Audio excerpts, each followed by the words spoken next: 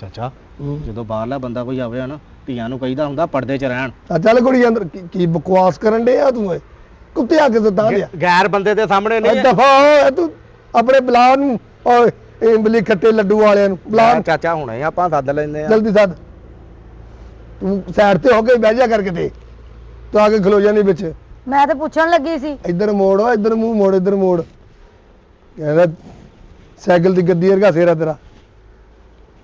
ਅੱਛਾ ਮੈਨੂੰ ਦੱਸ ਦੇ ਹੈਲੋ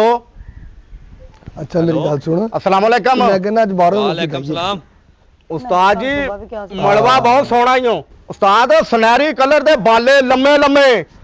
ਸੁਨਹਿਰੀ ਕਲਰ ਦੇ ਬਾਲੇ ਕਿੱਥੇ ਆ ਗਏ ਉਹ ਛਤੀਰੀ ਬੜੀ ਚੌੜੀ ਆ ਇੱਟ ਪੁਰਾਣੇ ਦੌਰ ਦੀ ਐਡੀ ਐਡੀ ਮੋਟੀ ਉਸਤਾਦ ਮਲਵਾ ਬੜਾ ਸੋਹਣਾ ਹੀ ਹੋ ਤੇ ਨਾਲੇ ਸ਼ੀ ਜਵਾਨ ਮਲਵੇ ਦੀ ਉਮਰ ਆ ਗਈ ਤਕਰੀਬਨ ਐਵੇਂ 24 ਜਾਂ 23 ਸਾਲ ਹੋਣੀ ਆ 24 ਸਾਲ ਕਿਹੜੇ ਮਲਬੇ ਦੀ ਉਮਰ ਆ ਹਾਂ ਇਹ ਤਾਂ ਕਮ ਸੇ ਕਮ ਨਹੀਂ ਕੋਈ 100 ਸਾਲ ਪੁਰਾਣੀ ਹਵੇਲੀ ਹੈ ਉਸਤਾਦ ਮੇਰਾ ਦਿਲ ਕਰਦਾ ਵਾ ਮਲਵਾ ਐਡਾ ਸੋਹਣਾ ਵਾ ਇਹਨੂੰ ਚੁੱਕ ਕੇ ਮੋਢਿਆਂ ਤੇ ਰੱਖ ਕੇ ਤੇ ਦੌੜ ਜਾਵਾਂ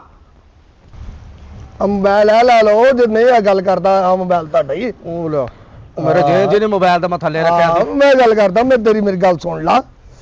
ਇਹ ਕਿਹੜਾ ਮਲਬਾ ਹੋਵੇ ਜਿਹਨੂੰ ਤੂੰ ਨਾ ਚੁੱਕ ਕੇ ਦੌੜਨਾ ਇਹ ਕਿਹੜਾ ਮਲਬਾ ਉਹ ਜਿਹੜੇ ਸੁਨਹਿਰੀ ਬਾਲੇ ਆ ਉਹ ਕਿਹੜਾ ਮਲਬਾ ਮੈਂ ਕਿਹੜਾ ਮਲਬਾ ਮੈਂ ਦੇਖਿਆ ਚਾਚਾ ਉਹ ਚਾਚਾ ਮੈਂ ਸਾਦਾ